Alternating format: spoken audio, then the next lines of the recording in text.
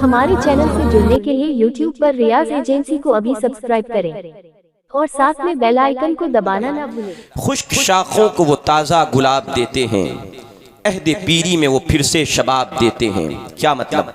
शेर थोड़ा समझिए फिर समझ में आएगा इंशाअल्लाह।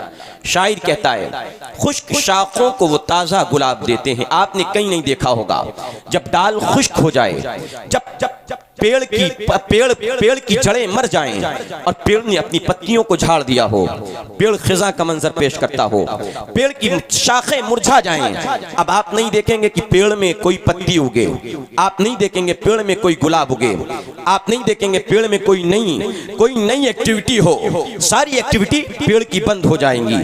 पेड़ गुलाब देना बंद, पेड़ फूल देना बंद, पेड़ बौर देना बंद, पेड़ सारी चीजें बंद कर देता है। कब? जब शाख खुश्क हो जाती है, जब डाल मुरझा जाती है, जब पेड़ की जड़ें मुर्दा हो जाती हैं, तो वो पेड़ गुलाब देने से अब कासिर रह जाता है, गुलाब नहीं दे सकता है। और इसी तरह जब इंसान बुढ़ापे के आलम में पहुंचता है तो आलम पीरी में इंसान आलम शबाब को भूल जाता है, यानी अब जवानी नहीं आती उसे। बुढ़ापा आया, अब कब्र में जाना है, अब जवानी दोबारा वापस नहीं आएगी।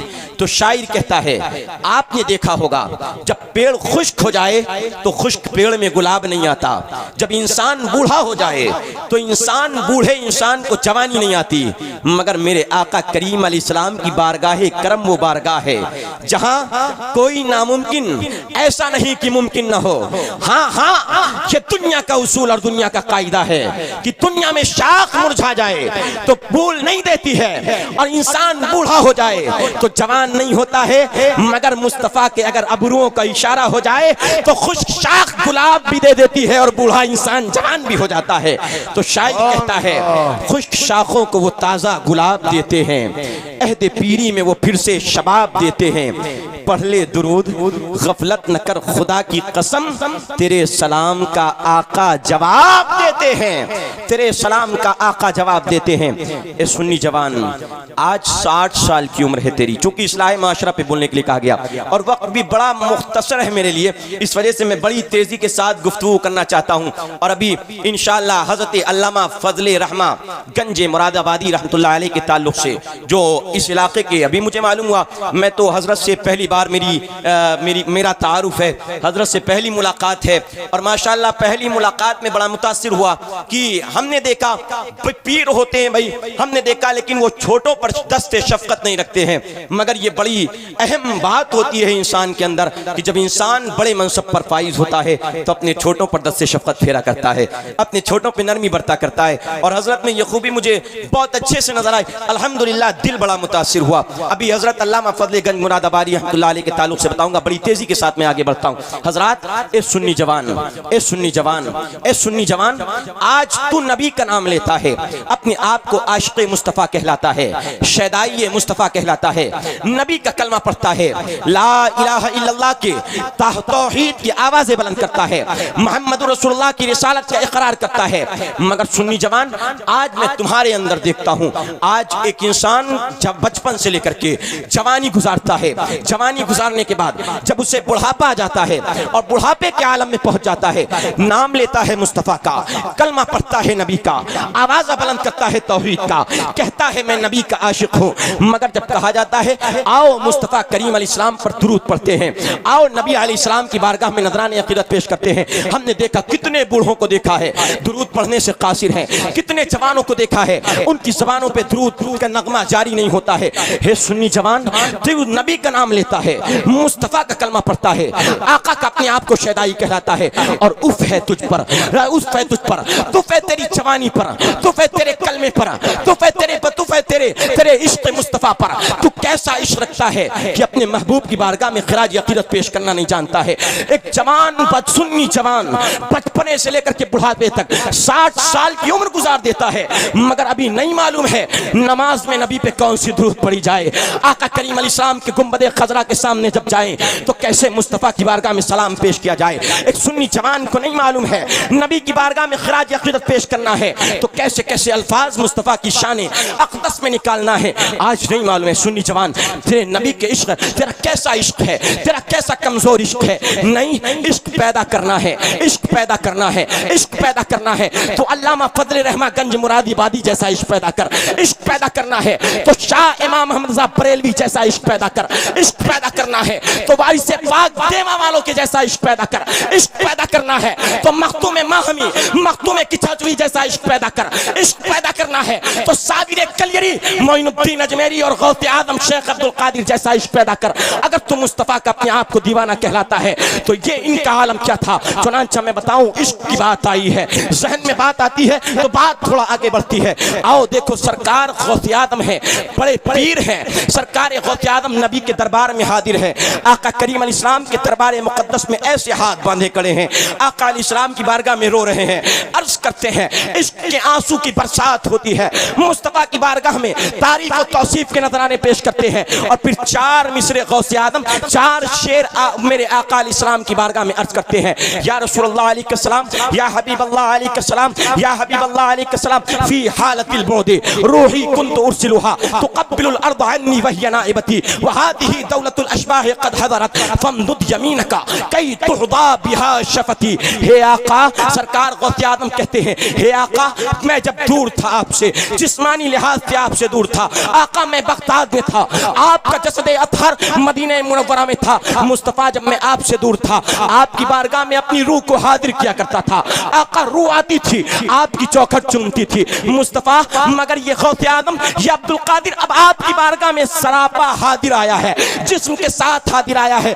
आका, आपके प्यारे लाडले बेटे अब्दुल कादिर की एक ख्वाहिश है और ख्वाहिश ये है, मुस्तफ़ा अपनी कब्र अनवर से अपना हाथ बाहर कीजिए ताकि ये अब्दुल कादिर गौसे आदम आपके हाथ को बोसा दे सके। सरकार गौसे आदम रो रहे हैं, मुस्तफ़ा के दरबार के सामने हाजिर खिदमत है, आका की बारगाह में फरियाद करते हैं, रोते जाते हैं, मुस्तफ़ा की बारगाह में अर्ज करते जाते हैं। क्या देखता है? पूरा हरमे मदीना देखता है। हरमे मदीना में कितने 500 औलिया इकराम हाजिर हैं।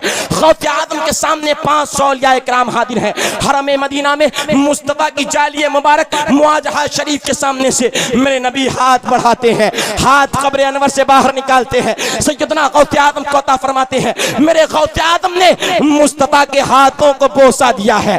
गौसे आदम के इश्क का आलम ये था। मालूम है ये मकाम कैसे हासिल हुआ है, मालूम है ये मर्तबा कैसे हासिल हुआ है, मालूम है ये रुतबा कैसे हासिल हुआ है। ये रुतबा ऐसे नहीं हासिल हुआ है, सरकार गौसे आदम ने अपनी जिंदगी को इताअत खुदाबंदी में गुजारी है। सरकार गौसे आदम ने अपनी जिंदगी के लम्हे लम्हे को मुस्तफ़ा की शरीयत की इत्तिबा में गुजारा है। सरकार गौसे आदम ने अपनी जिंदगी के एक एक वक्त को मुस्तफ़ा करीम अलैहिस्सलाम पर दुरूद पढ़ते हुए गुजारा है। आज गौसे आदम को जो मकाम मिला है, मुस्तफ़ा के इश्क के सदक़े मिला है। हाँ हाँ, आशिक बनना है तो गौसे आदम जैसा आशिक बनो कि जब मुस्तफ़ा की बारगाह में जाओ अल्लामा जामी जैसा आशिक बनो। जब मुस्तफ़ा की बारगाह में जाओ तो मुस्तफ़ा हाकिम मदीना से कहे, जामी को मदीने मत आने देना, वरना जामी ऐसा आशिक है कि जामी के इस्तकबाल में मुझे अपनी कब्र से निकल करके जामी का इस्तकबाल करना पड़ेगा। जामी की बारगाह, जामी के पास जामी का इस्तकबाल करना पड़ेगा। ऐसा आशिक रसूल अल्लामा जामी था। आशिक बनना है तो इन मुहद्दिसीन जैसा आशिक बनो। आशिक बनना है तो इमाम अहमद रज़ा जैसा आशिक बनो कि जब इमाम अहमद रज़ा फादिल बरेलवी मेरे आका अलैहिस्सलाम के रोज़े के सामने हाजिर होते हैं और अर्ज करते हैं, कोई क्यों पूछे तेरी बात रज़ा, तुझसे शैदा हजार फिरते हैं, तुझसे कुत्ते हजार फिरते हैं। तो आका करीम अलैहिस्सलाम मुस्तफ़ा करीम अहमद रज़ा के हाल पे नजर फरमाते हैं और मेरा आका मुस्तफ़ा अपनी कब्र अनवर से बनफ़्स नफीस बाहर आता है, इमाम अहमद रज़ा को अपनी ज़ियारत कराता है। आला हज़रत फरमाते हैं, पेशे नजर वो नौबहार, सजदे को दिल है बेकरार, रोकिए सर को रोकिए, हाँ यही तो इम्तिहान है। आला हज़रत इमाम अहले सुन्नत फादिल बरेलवी के इश्क का इम्तिहान देखिए कि जब ऐसा आशिक मदीने में पहुंचता है तो मुस्तफ़ा खुद इस्तकबाल करते हैं, मुस्तफ़ा खुद हाथ बढ़ाते हैं बोसे के लिए, मुस्तफ़ा को दीदार कराते हैं। हे सुन्नी जवान, आज हम भी मुस्तफ़ा का आशिक कहलाते हैं, आज हम भी मुस्तफ़ा का दीवाना कहलाते हैं, आज हम भी नबी का अपने आप को आशिक कहलाते हैं। मगर सुन्नी जवान, जरा अपने नामे अमाल में झांक करके देख, जरा अपने गिरेबान में झांक करके देख, जरा अपने गिरेबान में झांक करके देख, और जरा बता आज क्या चोरी हम सुन्नियों में नहीं है, आज ज़िना हम सुन्नियों में नहीं है, आज गाली गलौज हमारी ज़बानों पे नहीं है, आज बुरे अखलाक हमारी ज़बानों में नहीं है, आज एटीट्यूड तकब्बुर ये हमारी ज़बानों में नहीं है, आज हम बेईमानी हमारे अखलाक में है, आज नाप तौल में कमी हमारे अखलाक में है, आज शराब नोशी हमारे अखलाक में है, आज तमाम बुरे अमाल हमारे अखलाक में है।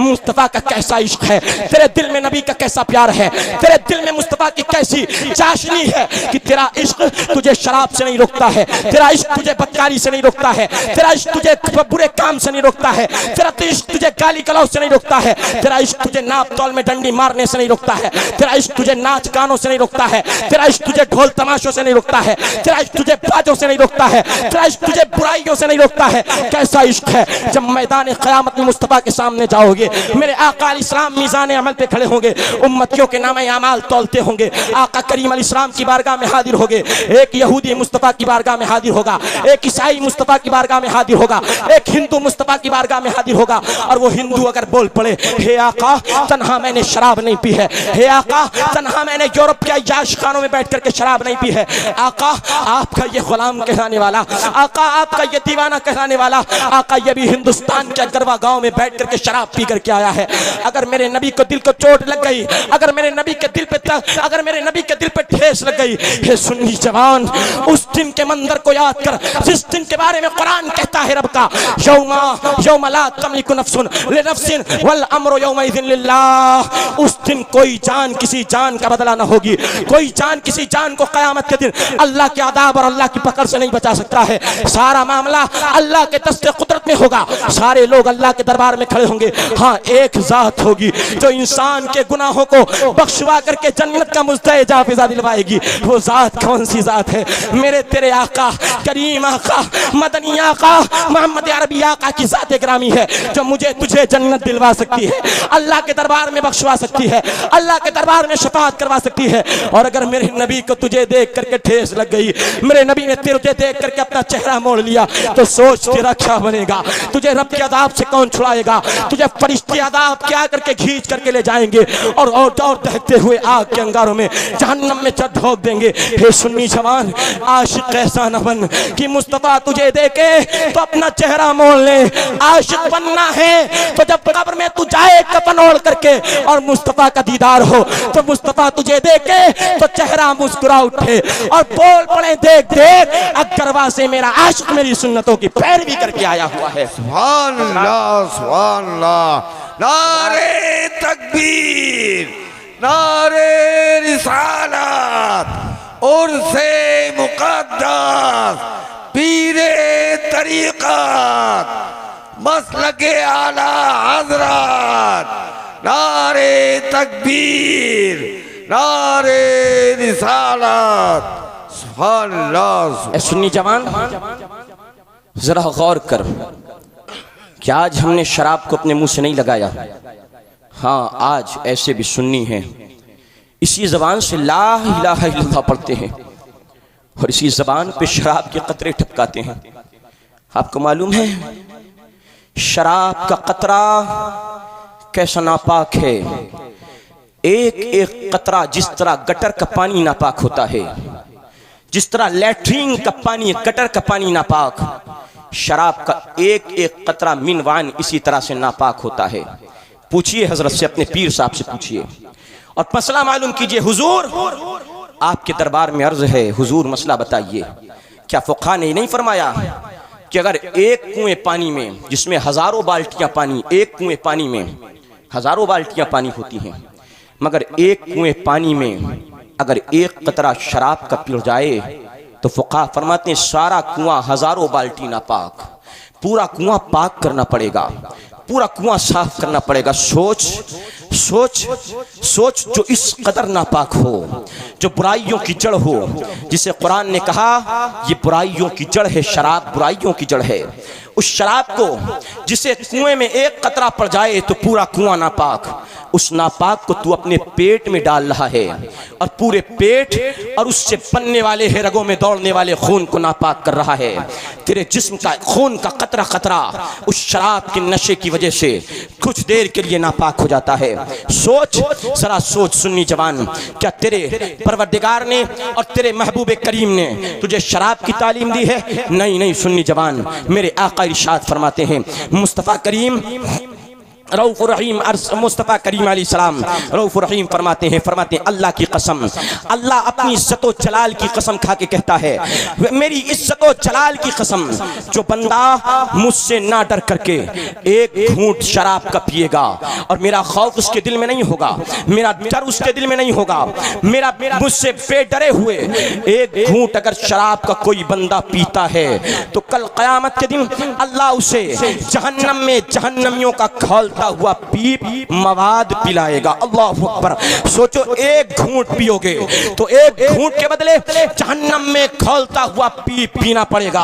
और रिवायतों में आया है, जब एक इंसान को जहन्नम में खौलता हुआ पीप दिया जाएगा, जब वो इसे पिएगा उस पीप की गर्माहट इतनी होगी, उसकी आंख के टुकड़े टुकड़े हो जाएंगे और आंख के टुकड़े टुकड़े होकर के बह पड़ेंगी। हे सुन्नी जवान, जरा गौर कर, यहाँ दुनिया में अगर तकलीफ होती है, तकलीफ होने के बाद इंसान को मौत आ जाती है, कुछ सेल्सियस डिग्री दर्द हाथ झेलने के बाद इंसान मर जाता है, तकलीफ से निजात पा जाता है, तकलीफ से छुटकारा पा जाता है। मगर क्या कल क़यामत के दिन जब इंसान जहन्नम में शराब पीने की सजा दी जाएगी तो क्या उसे मौत आएगी और उस तकलीफ से छूट जाएगा?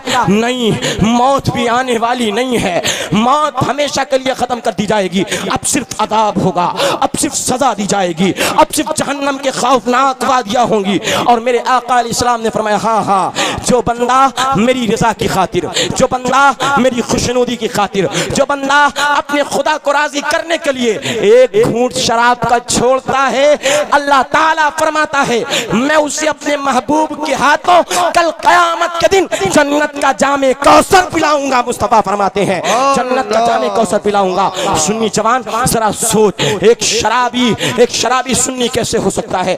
सच्चा आशिक़ रसूल वो नहीं है जो शराबी है। अगर सच्चा आशिक़ रसूल बनना है तो शराब से तौबा करना है। अगर सच्चा आशिक़ रसूल बनना है, आज कोई इस गुनाह के बारे में नहीं बोलता है। हाँ, जब नाप तौल करते हैं, गल्ला तौलते हैं, सब्जियां तौलते हैं, जब सारी चीजें करते हैं तो डंडी मारते हैं, कांटे में जरा हल्का तौलते हैं और दाम पूरे 1 किलो के लेते हैं, मगर सामान 1 किलो से कम रखते हैं। आओ जरा देखो मुस्तफ़ा ने इस गुनाह के बारे में क्या फरमाया है। मेरे आका फरमाते हैं, जिस कौम में नाप तौल में कमी आती है और कौम गद्दारी करती है, धोखाधड़ी करती है और नाप तौल में कमी करके लोगों को धोखा देती है, मुस्तफ़ा फरमाते हैं वो बंदा, उस कौम में, उस बस्ती में खुश्क साली ला दी जाती है, गल्ले में कमी ला दी जाती है, कहत साली ला दी जाती है, बारिश का नुज़ूल कम होता है। और मेरे कुरान कहता है, 30वां पारा है, कुरान कहता है वैलुल लिल मुतफ्फिफीन अल्लज़ीना इज़ा तालू अला अन्नासी यस्तौफून व इज़ा कालूहुम औ वज़नूहुम युखसिरून। कुरान कहता है खराबी है नाप तौल में कमी करने वालों के लिए, खराबी है नाप तौल में कमी करने वालों के लिए, खराबी है नाप तौल में कमी करने वालों के लिए कि जब वो नापते हैं और सामान लेते हैं तो पूरा लेते हैं, लेकिन जब सामान देते हैं और सामान उनको देना होता है तो नाप तौल में डंडी मारते हैं। कुरान कहता है ऐसे नाप तौल में कमी करने वालों के लिए खराबी है, ऐसे नाप तौल में कमी करने वालों के लिए जहन्नम की वादी वैल है। ए सुन्नियों, जानते हो वादी वैल कौन सी है? जहन्नम की वादी वैल किसे कहते हैं? हज़रात सुनो, सैयदना अब्दुल्लाह इब्न अब्बास हिब्रुल उम्मा इरशाद फरमाते हैं जहन्नम की वादी वैल वो है जो नाप तौल में कमी करने वालों को बतौर सजा उसमें डाला जाएगा। अल्लाहु अकबर। कि अगर उसमें पूरे पहाड़ चलाए जाएं तो पहाड़ पूरे उस वादी वैल में पिघल जाएंगे, उसकी गर्मी से फट जाएंगे, उसकी गर्मी से रेजा हो जाएंगे, उसकी गर्मी से। हे सुन्नी जवान, नाप तौल में कमी करने वाले, मैं तुझसे पूछना चाहता हूँ, जिस जहन्नम के आदाब को एक पहाड़ न झेल पाए, तेरा नर्म नाजुक बदन, तेरा जरा सा बदन, तेरा हल्का फुल्का बदन, तेरी ये तकलीफ दे, तेरा ये तकलीफ न सह पाने वाला बदन, तेरा ये नर्म नाजुक मखमली बदन किस तरह जहन्नम के आदाब से बच पाएगा, किस तरह जहन्नम के आदाब को बर्दाश्त कर पाएगा। हे सुन्नी जवान, अपने अंदर इंकलाब ला, अपने आप को सच्चा आशिक रसूल बना, अपने आप को सच्चा पीर का खातिम बना ले, पीर की खिदमत कर, खूब कर खिदमत। और पीर ने जो तालीमात तुझे अता फरमाई हैं, पीर जो शरीयत का रास्ता तुझे बताता है, पीर जो तरीक़त का रास्ता तुझे बताता है, पीर जो मारिफत का रास्ता तुझे बताता है, पीर जो तसव्वुफ का रास्ता तुझे बताता है, पीर जो सुलूक का रास्ता तुझे बताता है, पीर जो इत्तिबाए मुस्तफा करता है, तो पीर के नक्शे कदम को देख करके पीर ही के पीछे पीछे तुझे भी चलना चाहिए, पीर की बातों पे अमल तुझे भी करना चाहिए। तब जाकर के तुझे पीर का सच्चा फैज मिल पाएगा, और तब जाकर के तू सच्चा आशिक़ रसूल कहलाएगा और पीर का सच्चा खादिम बनेगा। हाँ हाँ, पीर साहब आए, फकत नारा लगा लिया और फकत 2 लम्हे की मोहब्बत को जाहिर कर लिया और खुद को बहुत बड़ा पीर का सच्चा खादिम समझते हो। नहीं, ये तालीम तुम्हारे पीर ने तुम्हें नहीं अता फरमाई है। पीर के जब आए गांव में तब भी पीर की सच्ची वफादारी में रहो, और जब पीर गांव से चला जाए तब भी याद रखो, तेरा पीर तुझे रूहानी पावर देता, रूहानी पावर से देख रहा है, तेरा पीर तुझे रूहानी ताकत से देख रहा है, तेरा पीर तुझे रूहानी कुव्वत तुझे रूहानी कावत रूहानी पावर से तुझे देखता है। अगर तेरा पीर यहाँ गांव में नहीं है, मतलब ये नहीं है तू शराब का आदी हो जा, तेरा पीर यहाँ नहीं है तो मतलब ये नहीं तू बेनमाजी हो जा, तेरा पीर यहाँ नहीं है, अपने घर पर है, तो ये मत सोच कि तेरा पीर तुझे देख नहीं रहा है। हाँ हाँ, जो अहलुल्लाह हुआ करते हैं, जो अच्छे पीर हुआ करते हैं, जो सच्चे पीर हुआ करते हैं, मुरीद अगर मशरिक में हो तो पीर मगरिब में अपने मुरीद को देखा करता है, पीर मगरिब में अपने मुरीद को देखा करता है। इस बुनियाद पर पीर के मिशन को जब पीर गांव में रहे तब भी उस पीर के मिशन को जिंदा रखो, और जब पीर गांव से चला जाए तब भी पीर के मिशन को जिंदा रखना है तुम्हें। हजरात, सुन्नी जवान, वक्त मुख्तसर है और बात तवील है, अर्ज करता चलूं। ए सुन्नी जवान, आज मेरा तेरा इखलाक कितना बुरा है। हम अपनी भी बात करते हैं, सिर्फ आपको नहीं कहते हैं। ऐसा नहीं कोई आलिम हो तो बिल्कुल दूध का धुला हुआ हो, नहीं, आलिम से भी गलतियां हो जाया करती हैं, मगर आलिम और जाहिल दोनों की गलतियों में फ़र्क यह है, आलिम से अगर गलती हुई तो अल्लाह उस आलिम को तौबा की तौफीक जल्द अज जल्द अता फरमा देता है। आलिम उस गलती पे बाकी नहीं रहता है, और अगर कोई बड़ा उसे टोकता है तो आलिम अपनी उस गलती पे नादिम और शर्मिंदा होता है। मगर एक आम इंसान, एक जाहिल गलती करता है, और अगर कोई बड़ा आलिम, कोई बड़ा इमाम अगर उसे टोक दे तो वो अकड़ जाता है। लो, 100 चूहे खा के बिल्ली चली हज को, ये मिसाल देने लगता है, यानी कहने लगता है बोले तो शुभ बोले, चलनी क्यों बोले, यानी वो सामने वाले की ही गलती को साबित करने लगता है कि तू मुझे समझाता है, तू भी यही गलती कर बैठा है। नहीं, यही फर्क होता है एक आम इंसान और एक आलिम में। आलिम गलती करता है तो आलिम अपनी खता पर नादिम और शर्मिंदा, आज नहीं तो कल तन्हाई में अपने रब के सामने होगा, अपने गुनाह पे तौबा करेगा। और एक आम इंसान अकड़ जाता है तो अकड़ना ये शैतान की अलामत है। आओ जरा देखो, मुस्तफ़ा करीम अलैहिस्सलाम ने फरमाया, आज मेरा तेरा इखलाक कितना बुरा इखलाक है, कितना बुरा किरदार है, मगर मेरे आका अलैहिस्सलाम का कितना प्यारा इखलाक था। आज हमारी खिदमत में अगर 4 नौकर होते हैं, अगर 4 गुलाम होते हैं, अगर 4 मेरी दुकान पे काम करने वाले होते हैं हजरात, तो हमारा रवैया उन 4 दुकान पे काम करने वालों के साथ इतना बुरा होता है कि हम अपने आप को आका समझते हैं, उन्हें गुलाम समझते हैं, अपने आप को मालिक समझते हैं, उन्हें ममलूक समझते हैं, अपने आप को हम मादल्ला सुम्मा मादल्ला पता नहीं क्या क्या समझ लेते हैं और उसे अब्द समझते हैं, महज अब्द समझते हैं हजरात। मगर मेरे नबी का तरीका ये नहीं था, मुस्तफ़ा का इखलाक इतना नाम था, नबी के ज़ाती खादिम हैं सैयदना अनस बिन मालिक, बुखारी और मुस्लिम की रवायत है। सैयदना अनस बिन मालिक कहते हैं, हाँ हाँ सुनो, लक़द ख़तमतु रसूलुल्लाह सल्लल्लाहु अलैहि वसल्लम अशरा हिजजिन, कहते हैं मैंने 10 साल मुस्तफ़ा की खिदमत की है, दिनों रात मुस्तफ़ा के देखे हैं, 24 घंटे मुस्तफ़ा के देखे हैं, लम्हे लम्हे मुस्तफ़ा के देखे हैं, उठना बैठना मुस्तफ़ा के देखा है, मगर जिंदगी जिंदगी में कभी ऐसा नहीं हुआ है कि मेरे आका इस्लाम ने किसी बात में मुझे डांटा हो, किसी बात में मुझे टोका हो। मेरे नबी इतने सारी कायनात के मालिक हैं, सारी कायनात के मुस्तफ़ा करीम अलैहिस्सलाम मुख्तार बनाए गए हैं, मगर अपने खादिमों के साथ कितना नरम रह जा लगते हैं, अपने खादिमों के साथ कितना प्यार भरा रवैया इख्तियार फरमाते हैं। हज़रात जरा गौर करो, आका करीम अलैहिस्सलाम का अखलाक महमदिया कैसा था। जरा देखो मेरे आका आज हम टर्राते हैं, एक दूसरे से गाली गलौज से बात करते हैं, आज बुरे अल्फाज और बुरे अखलाक से पेश आते हैं, मगर जरा गौर करो मुस्तफ़ा के दीवानों मेरे आका अलैहिस्सलाम ने फरमाया मा मिन शैइन अफ़क़लु फ़ी मीज़ान अब्दिल मुमिन यौमल क़ियामति मिन हुस्नि खुल्क़िही औ कमा क़ाल रसूलुल्लाह सल्लल्लाहु अलैहि वसल्लम औ कमा क़ील औ कमा क़ाल औ क़रीब ज़ालिका औ मिस्ल ज़ालिका औ मफ़हूम ज़ालिका। फरमाया हाँ हाँ, मुस्तफ़ा करीम फरमाते हैं कि बंदे मोमिन का जब मीज़ान अमल पे एक एक नेकी रखी जाएगी तो सबसे ज्यादा भारी जो नेकी कल क़यामत के दिन बंदे मोमिन के नाम अमाल में होगी वो नेकी कोई और नहीं, उसका अच्छा इखलाक सबसे ज्यादा भारी मैदान क़यामत में होगा, सबसे ज्यादा बड़ी नेकी तस्वुर किया जाएगा। और मेरे आका अलैहिस्सलाम ने फरमाया हे लोगों, मेरे आका फरमाते हैं इन्ना अक़रबकुम इलैया मजलिसन यौमल क़यामति व अहब्ब मिनकुम इलैया औ कमा क़ाल औ मफ़हूम ज़ालिका औ क़रीब ज़ालिका। मुस्तफ़ा फरमाते कल क़यामत के दिन जब कोई किसी का ना होगा, बाप बेटे का ना होगा, बेटा बाप का ना होगा, भाई भाई का नहीं होगा, बहन माँ की नहीं होगी, माँ अपने बेटों के काम नहीं आएगी। ऐसे आलम में मेरे आका करीम अलैहिस्सलाम फरमाते हैं सबसे ज्यादा मुझसे करीब और मेरे नजदीक सबसे ज्यादा पसंदीदा बंदा कल क़यामत के दिन जो होगा वो कोई और नहीं, वही होगा जिसका इखलाक सबसे ज्यादा प्यारा होगा, जिसका इखलाक सबसे ज्यादा नरम होगा, वो सबसे ज्यादा बेहतर बंदा मेरे नजदीक होगा। और मेरे आका अलैहिस्सलाम ने फरमाया व इन अबग़दकुम इलैया यौमल क़यामति व अबअदकुम मिन्नी मजलिसन अत्तरतारूना अल मुतशद्दिक़ूना अल मुतफ़ैहिक़ून औ कमा क़ाल औ कमा क़ील औ क़रीब ज़ालिका औ मिस्ल ज़ालिका औ मफ़हूम ज़ालिका औ कमा क़ाल रसूलुल्लाह सल्लल्लाहु अलैहि वसल्लम। मेरे आका अलैहिस्सलाम फरमाते हैं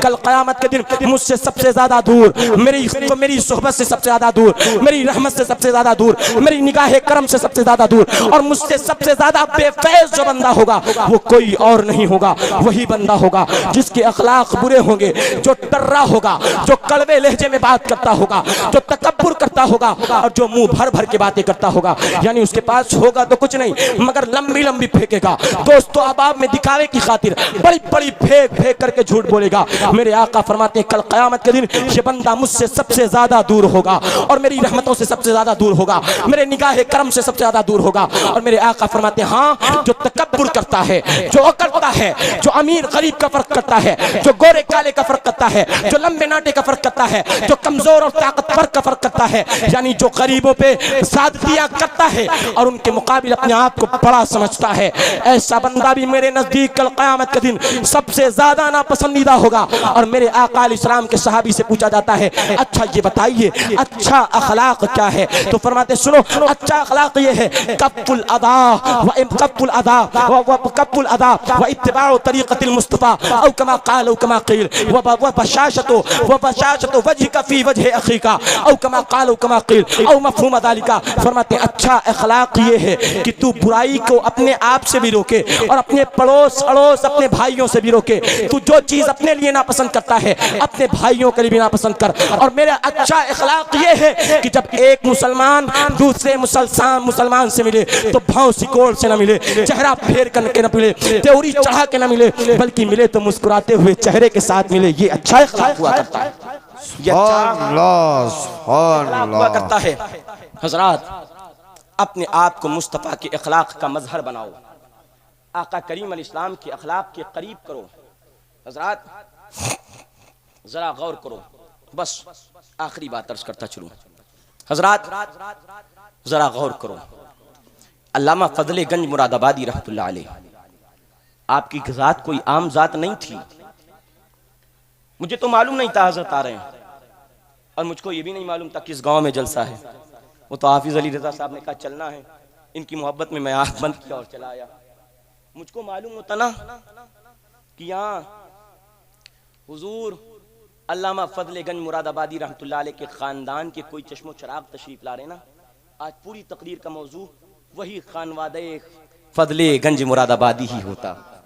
हज़रात मैं अगर कुछ सुभान अल्लाह। हज़रात जरा गौर कीजिए, अल्लामा फजले गंज मुरादाबादी रहमतुल्लाह अलैह, आपकी जब विलादत होती है, आपने बारहा ये वाक़या सुना होगा कि सरकार गौसे आदम जब रमज़ान में पैदा हुए तो सरकार गौसे आदम की पैदाइश जब हुई तो सरकार गौसे आदम रज़ियल्लाहु अन्हु पूरे रमज़ान दूध नहीं पीते थे और पूरे कस्बा गिलान में ये बात मशहूर थी कि सैयदों में एक ऐसा बेटा पैदा हुआ है जो बेटा रमज़ान के महीने में दूध नहीं पीता है और जैसे ही इफ्तार का वक्त होता है और अज़ान मगरिब कानों में गूंजती है, गौसे आदम माँ के पिस्तान को मुंह लगा देते हैं और रोज़ा खोलना शुरू फरमा देते हैं।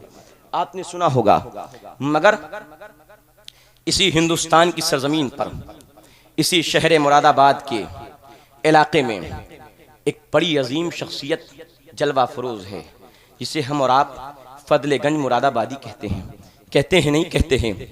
ये भी गौसे आदम का सच्चा नाइब था, ये भी गौसे आदम का सच्चा मजहर था, ये भी गौसे आदम रज़ियल्लाहु अन्हु के सच्चे नक्शे कदम पर था और गौसे आदम का फैज़ इस फजले गंज मुरादाबादी पे भी झमाझम बरसता था। और रिवायतों में आया है कि जब आप पैदा हुए अल्लामा फजले गंज मुरादाबादी तो आपकी पूरी बस्ती में ये वाक़या मशहूर था कि जिस तरह गौसे आदम रमज़ान में पैदा होते ही रोज़ा रखा करते थे, इसी तरह अल्लामा फजले गंज मुरादाबादी भी अपने बचपने में रोज़ा रखा करते थे। सुभान अल्लाह, सुभान अल्लाह की करामतें हैं। और याद रखो, आप जब थोड़ा बड़े होते हैं और जब आप इल्म हासिल करने के लिए सैयदना शाह अब्दुल अजीज मुहद्दिस देहलवी रहमतुल्लाह अलैह की बारगाह में हाजिर होते हैं, उस वक्त के बड़े अजीम मुहद्दिस दिल्ली शरीफ में आप इल्म हासिल करने के लिए पहुंचे तो सैयदना शाह अब्दुल अजीज मुहद्दिस देहलवी हजरत शाह फजले गंज मुरादाबादी रहमतुल्लाह अलैह से, फजले रहमान गंज मुरादाबादी रहमतुल्लाह अलैह से ऐसी मोहब्बत फरमाते कि सारे बच्चों को क्लास में पढ़ाते हैं और दिन में पढ़ाते हैं, मगर अल्लामा फजले गंज मुरादाबादी रहमतुल्लाह अलैह को सैयदना शेख अब्दुल अजीज मुहद्दिस देहलवी रात में इशा के बाद पढ़ाना शुरू करते हैं और अकेले पढ़ाते हैं। सैयदना फजल रहमान गंज मुरादाबादी को अकेले पढ़ाते हैं और आपके साथ सिर्फ अपने दामाद सैयद जहीरुद्दीन ही को शरीक फरमाते, किसी और को साथ में ना पढ़ाते हैं, सिर्फ और सिर्फ अल्लामा फजले रहमान गंज मुरादाबादी को पढ़ाते हैं। लोगों ने सवाल किया, हजरत आप हमें तो दिन में पढ़ाते हैं, आप हम पे इतनी तवज्जो नहीं फरमाते हैं, लेकिन रात में खास एक वक्त निकाल करके अल्लामा फजले रहमान गंज मुरादाबादी को क्यों पढ़ाते हैं? आखिर उनकी तन्हाई में क्या आलम है? तो शेख अब्दुल हक मुहद्दिस देहलवी दिल्ली शरीफ के बुजुर्ग वो इरशाद फरमाते हैं, सुन लो बेटा, ये फजले रहमान कोई आम शख्सियत नहीं है, ये वो जात है जिसको हम हर वक्त हर लम्हा मदीने वाला आका की तवज्जो है खास हासिल हुआ करती है। तो मैं अब्दुल अजीज ये चाहता हूँ कि इनके साथ मुस्तफ़ा की खास तवज्जो हुआ करती है, तो मैं रात की तन्हाई खास इनके साथ गुजारूं ताकि जब मुस्तफ़ा की तवज्जो है खास फजले रहमान पे पड़े तो मुस्तफ़ा की तवज्जो फजले रहमान के उस्ताद अब्दुल अजीज पे भी पड़ जाया करे। ये आलम था सैयदना शाह फजले रहमान गंज मुरादाबादी रहमतुल्लाह अलैह का और सैयदना फजले रहमान गंज मुरादाबादी के। अब आप जरा सोचिए, जिसके शागिर्दों में ऐसे खोशाची हों और ऐसे बड़े बड़े अकाबिर बुजुर्ग हों, उसकी शख्सियत और उसकी जात का आलम कैसे पता लगाया जा सकता है कि जब उनके शागिर्दों का यह आलम है उनके, तो उस जात का आलम क्या होगा? मालूम है अल्लामा फजले रहमान गंज मुरादाबादी रहमतुल्लाह अलैह के शागिर्दों में कैसी शख्सियतें हैं। पाकिस्तान लाहौर के वक्त के मुहद्दिस आज़म सैयद दीदार अली शाह रहमतुल्लाह अलैह, वो भी किसी और के शागिर्द नहीं, अल्लामा फजले रहमान के दर के नमकखार हैं। और आपको मालूम है पीलीभीत के बहुत अजीम मुहद्दिस, जिसे उस जमाने में हिंदुस्तान में इल्म हदीस का मुहद्दिस आज़म कहा जाता था, मुहद्दिस कबीर कहा जाता था, जिसे उस जमाने का हाफिजुल हदीस कहा जाता था और जिसे बुखारी और मुस्लिम ज़बानियात सित्ता की किताबें अक्सर ज़बानियात थी, यानी पूरी लाखों लाख हदीसें जिसे याद थी। अल्लामा शाह वसी अहमद मुहद्दिस सूरती रहमतुल्लाह अलैह, उनका नाम नामी है। ये किसी और के पढ़ाए हुए नहीं थे, ये किसी और के फैज़ याफ्ता नहीं थे, ये किसी और दर के नमकखार नहीं थे, ये किसी और दर के ख़ाशाची नहीं थे। इन्हें भी जो फैज़ मिला था वो फजले रहमान गंज मुरादाबादी के दर से फैज़ मिला था। हज़रात ये शख्सियतें थी बानी नदवतुल उलमा। उस ज़माने में जब ये सुन्नियों का इदारा हुआ करता था, उसके बानी जो थे मौलाना मोहम्मद अली मुंगिरी, मौलाना अहमद अली मुंगिरी, वो भी अल्लामा फजल रहमान गंज मुरादाबादी के नमकखार थे। सोचो जब एक शागिर्द उस्ताद के शागिर्द इतने काबिल तरीन अल्लाह वाले गुजरे हैं तो उस उस्ताद की शख्सियत का आलम क्या होगा, उस उस्ताद के इल्म, उस उस्ताद की अबकरियत का आलम क्या होगा। और सुन्नी जवान, आप अपने पीर के सिलसिले पर जितना फख्र करे कम है, जितना फख्र करे कम है। सोचो इमाम अहमद रजा की जात किसी से पोशीदा नहीं है। इमाम अहमद रजा की जात आज मुहताज तारुफ नहीं है। आला हज़रत की जात आज कोई ढकी छुपी जात नहीं है। दुनिया जानता है आला हज़रत का इल्म कैसा था, आला हज़रत का इश्क कैसा था, आला हज़रत की रसूल से सच्ची अकीदत कैसी थी, आला हज़रत का इल्म हदीस कैसा था, आला हज़रत का इल्म तफसीर कैसा था, आला हज़रत की ज़ौक़ शायरी कैसी थी, आला हज़रत का ज़ौक़ सुखन कैसा था, आला हज़रत की फसाहत कैसी थी, आला हज़रत की बलागत कैसी थी।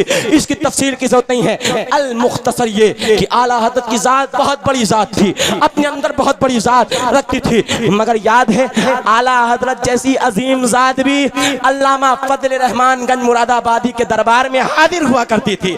अल्लामा फजल रहमान गंज मुरादाबादी के दरबार में आया करती थी। ये इतनी अजीम जात है, अल्लामा फजल गंज मुरादाबादी की जात बड़ी अजीम जात है हजरात। और मालूम है जब अल्लामा फजल गंज मुरादाबादी रहमतुल्लाह अलैह, अल्लामा फजल रहमान गंज मुरादाबादी रहमतुल्लाह अलैह अपने पीर शाह आफाक मियां देहलवी रहमतुल्लाह अलैह की बारगाह में जब हाजिर हुए तो शाह आफाक मियां देहलवी रहमतुल्लाह अलैह अपने इस मुरीद को मुरीद करते हैं और सारे सिलसिलों की इजाजत अता फरमाते हैं।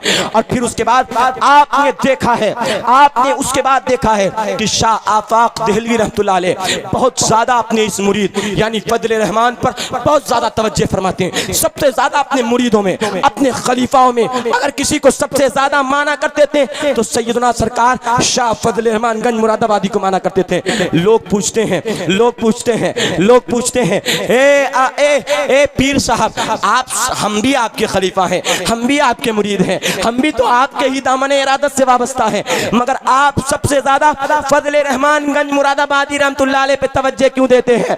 तो पीर बोलता है, पीर अपने मुरीद के लिए बोलता है, हे मेरे मुरीदों कान खोल करके सुन लो, ये आफाक देहलवी उस बंदे से प्यार क्यों न करे, उस बंदे को क्यों न चाहे जिसे अल्लाह तबारक व तआला चाहता है, जिससे अल्लाह मोहब्बत फरमाता है, जिसे अल्लाह ने अपनी विलायत खास के लिए चुन लिया है, जिसे अल्लाह ने अपनी दोस्ती के लिए चुन लिया है। उस शाह फजल रहमान गंज मुरादाबादी से मोहब्बत क्यों न करें। तो ऐ लोगों, अर्ज ये है कि सच्चे पीरों के दामनों से वाबस्ता रहो और सिर्फ पीर के दामन से वाबस्ता न रहो, पीर की तालीमात से भी वाबस्ता रहो।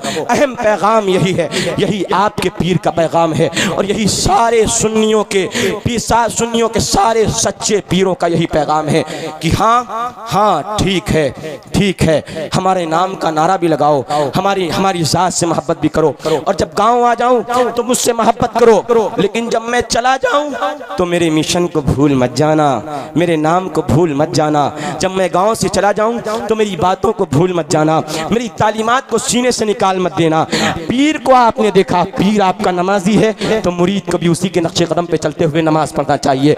पीर को आपने देखा, पीर अपनी जबान से किसी के लिए गाली नहीं निकालता है, तो मुरीद को भी चाहिए कि अपने पीर की सच्ची तालीम को अपनाते हुए, अपने पीर की सच्ची अकीदत को अपने दिल में रखते हुए अपनी जबान को गालियों से महफूज रखे, अपनी हाथ से किसी को बुराई न दे। आपने अपने पीर को देखा होगा कितनी किसी को तकलीफ नहीं पहुंचाते हैं, सबसे प्यार से हंस के बोलते हैं। और अगर कोई बुराई करता है, ऐसे भी लोग आ जाते हैं जो अच्छे पीरों की बुराई करते हैं, अगर कोई बुराई करता है आपका पीर उसे भी हंस के टाल देता है, क्योंकि अल्लाह वालों की यही शान होती है, अल्लाह वाले बुराई का बदला बुराई से नहीं देते हैं, हंस के टालते हैं। तो आपको भी चाहिए अपने पीर की तालीमात पर अमल करें, अपने पीर से सच्ची अकीदत और उनके मिशन को यहाँ जब वो रहे तब भी जिंदा रखें, इनके जाने के बाद जिंदा रखें। और इन सबसे बड़ी तालीम ये है, सारे पीरों की तालीम का इस जमाने के खुलासा ये है कि मसलक आला हज़रत पे कायम रहो, जिंदगी दी गई है इसी के लिए। सुन्नियों में ही शादी करो, ये वहाबी नहीं, फैमिली के लिए। वाखिर दावाना अल्हम्दुलिल्लाहि रब्बिल आलमीन। अस्सलामु अलैकुम व रहमतुल्लाह।